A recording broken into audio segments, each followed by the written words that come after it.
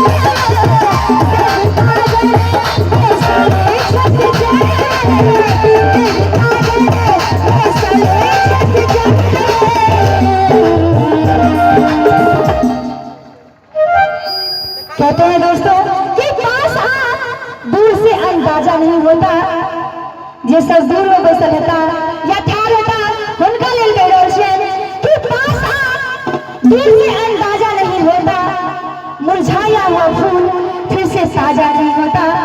अरे मुरझाया हुआ फूल फिर से ताजा नहीं होता। जिधर से दिल चाहे उधर से आ जाना।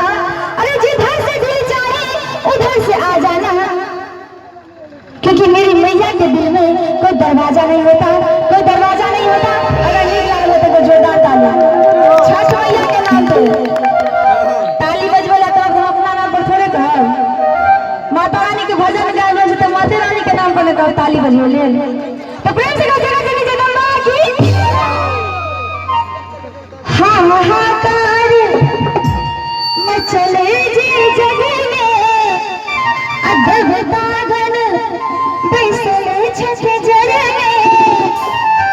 और की करत ताली बजा करे जोर का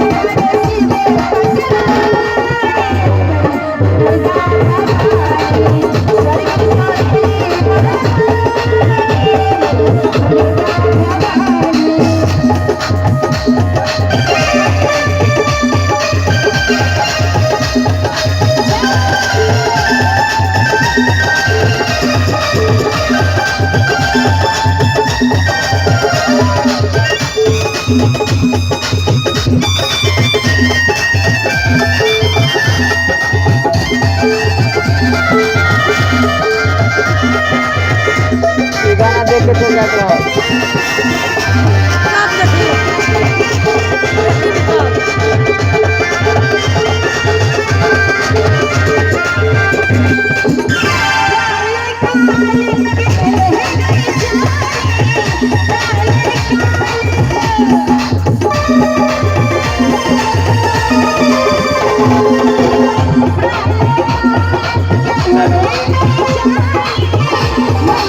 Thank you.